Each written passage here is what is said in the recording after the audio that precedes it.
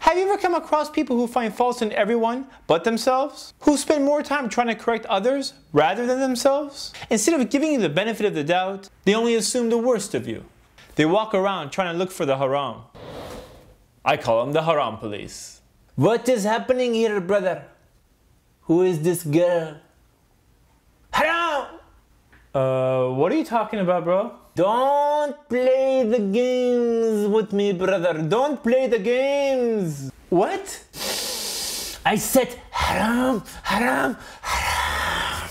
Okay, I think there's a misunderstanding here. This is my sister? Your sister in Islam is not the same as your blood sister, brother. Haram! She is my blood sister. Oh.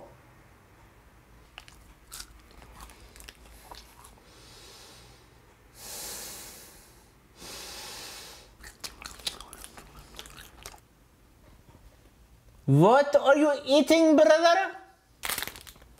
It's a crispy treat. Crispy treat? Crispy treat? Haram, haram, haram. It's halal, bro. Oh, halal? Crispy treat? Why you look so angry, bro? You know it's sunnah to smile. That's your smile? Okay. Isn't it amazing how people spend so much time assuming the worst in others? Once again, instead of giving you the benefit of the doubt, they make accusations without evidence. We should try to make as many excuses as possible before accusing of others of ill doing. Reminds me of a story of two people meeting at Fajr time. One was returning from prayer, while the other was returning from a night of shameful activities. Both of them looking at each other, assuming that the other was spending the night as they themselves had. Makes you think if we suspect ill of others, it may be because of that very illness is within ourselves. The truly pious are the ones who see the best in everyone, while they consider themselves the worst. Because when you consider yourself the worst, then you can't feel superior over anyone. You see, we've all seen people do something wrong at one point, but the way you correct them makes a huge impact on the way they perceive you. What's sad is how some people try to correct others by humiliating them. Hey man, what's wrong with you? Don't you know that's haram? Hey guys, this guy has no idea what haram is, man. I didn't know. How could you not know, man? How could you not know? Everyone knows, man. What's wrong with you? I didn't know. Did you know? Yeah, of course. You see, when you make fun of someone or you try to talk down upon them, it doesn't work. Actually, it could be a sign of arrogance, Allahu Alam. Others, they like to get all emotional. But is all this drama even necessary? Reminds me of a story of a man who walked into the masjid and started urinating. The companions of the Prophet ﷺ saw it and they were about to jump him. But the Prophet ﷺ stopped them and told them to let him finish.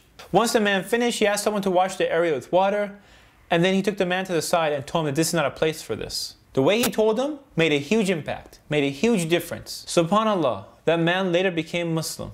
It's a lesson for all of us, but yet we tend to forget. So if you see someone doing something wrong, correct them, but do it in the right way. Sometimes it's best to take them to the side and talk to them. Finally, there's those people on the internet who may have good intentions, but they have no qualifications. You know who I'm talking about. Sometimes there's people on the internet who think they're scholars, but they're not scholars. Actually, they have no qualifications, but they do have access to the internet and a keyboard. So many times I've seen a question being posted on a forum regarding if something is haram or not, only to get one of these young kids to say, in my opinion, I think it's haram because I feel... In my opinion, I feel... What? Are you kidding me? Where do all these self-proclaimed internet scholars come from? First of all, the rulings of Islam is not based on what you feel is haram or halal. Second, copying and pasting a hadith translated into English from some unknown website, a hadith that no one has heard of before, is not enough for you to come up with a ruling. Finally, one needs to be qualified to give a ruling. You don't just walk into a hospital and start practicing medicine. Hello. It looks like we got ourselves a broken leg over here. You mind if I take a quick look at this? Don't worry, I'm a professional.